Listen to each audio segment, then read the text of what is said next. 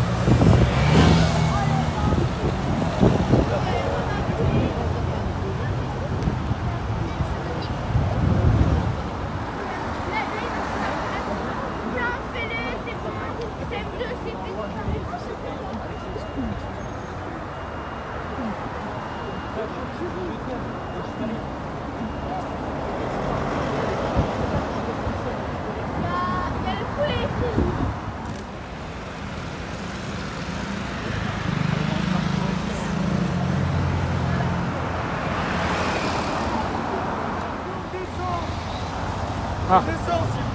C'est président du SICTOM, l'agence métropolitaine des déchets ménagers. Comment vous écrivez votre nom? D-U-P-R-E-Y. Expliquez-nous ce qui s'est passé, au point de la situation depuis le début de l'incendie.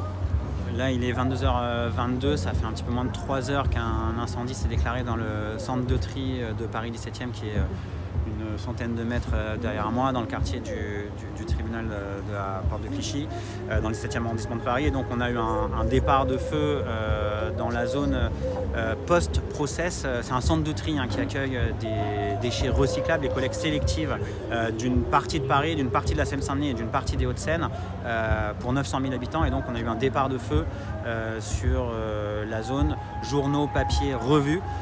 Départ de feu qui s'est très rapidement propagé. On a eu le système de déluge, qui est un système de sécurité qui s'est mis en œuvre automatiquement, mais qui n'a pas suffi à maîtriser le feu.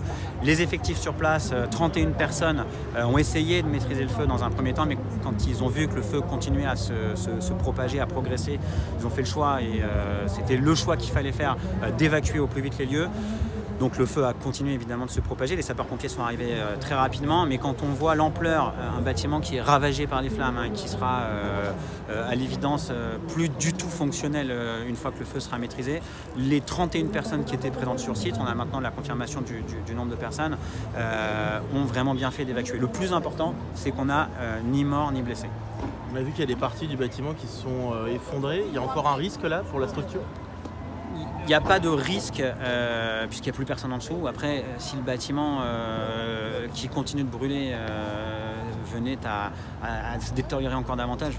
Ce ne sont que des dégâts matériels. Le plus important, c'est qu'on ait évité les dégâts humains. Qu'est-ce qui a brûlé exactement là? On sent qu'il y a une odeur un peu. Qu'est-ce qui a brûlé? C'est du plastique? À la base, c'est parti, je vous dis, de la zone journaux, revues, papier, qui correspond à peu près 85% du flux de déchets qui sont collectés à cet endroit. En gros, c'est les collectes sélectives. Donc, c'est l'ensemble des emballages, essentiellement papier et carton, un peu de plastique, un peu d'aluminium, un peu de métaux. Et donc, c'est parti de la partie sans doute la plus combustible, les papiers, les journaux, et ça s'est étendu au reste du site, les déchets sur place, mais aussi la structure.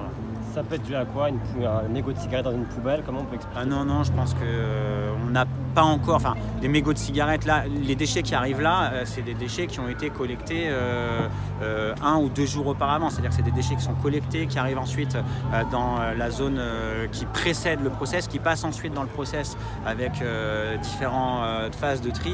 Et c'est vraiment des déchets qui ont été triés. Donc là, l'explication, moi, je ne peux pas vous la donner. Et on ne pourra pas la donner tant que l'incendie n'aura pas été maîtrisé. Il faudra aller regarder exactement ce qui s'est passé. Aujourd'hui, on n'est pas en capacité de vous le dire. Très rapidement, les effectifs de la police nationale, évidemment, qui ont construit un périmètre de protection autour du site, et les élus locaux qui m'entourent, qui ont été extrêmement réactifs et qui ont diffusé des messages d'information à la population, ce qui est évidemment extrêmement important. Vous voyez qu'ils sont tous, monsieur le président du CICTOM également, sont tous rendus sur les lieux de ce sinistre. Voilà. La réouverture du périphérique. On verra. Pour l'instant, ce n'est pas le cas, mais assez rapidement, évidemment, on lèvera cette fermeture. Voilà. Je peux demander à monsieur le commandant sur la complexité de cette opération, éventuellement sur les moyens qui ont été engagés. Qu'est-ce qui a été complexe dans cette intervention? En fait, la complexité, elle réside dans la capacité à mettre en place un dispositif hydraulique de grande puissance sur un dispositif hydraulique pour permettre de l'alimenter qui lui-même est pris à la fois sur l'entreprise et également sur le secteur public. Donc la complexité, elle s'était essentiellement ici, avec un effort qui a porté sur un mur qui risque encore de s'effondrer à cette heure. Donc le dispositif permet de circonscrire le feu, mais pas forcément d'éviter l'effondrement d'un mur sur un bâtiment voisin. À cette heure, le foyer il a vraiment baissé d'intensité, et donc on est assez confiant sur notre capacité à le maîtriser dans les heures à venir. Vous allez maintenir le même dispositif ou il va s'abaisser au fur et à mesure? En fait, il va s'abaisser au fur et à mesure de la nuit, et donc on va pouvoir renvoyer les engins qui sont engagés maintenant depuis 19h51, comme le rappelait monsieur le préfet de police. Et on est assez confiant pour que demain matin, l'ensemble du dispositif soit levé. De division Arnaud de Cacré. Comment l'écrire, pardon? C-A-C-Q-U-E-R-A-Y.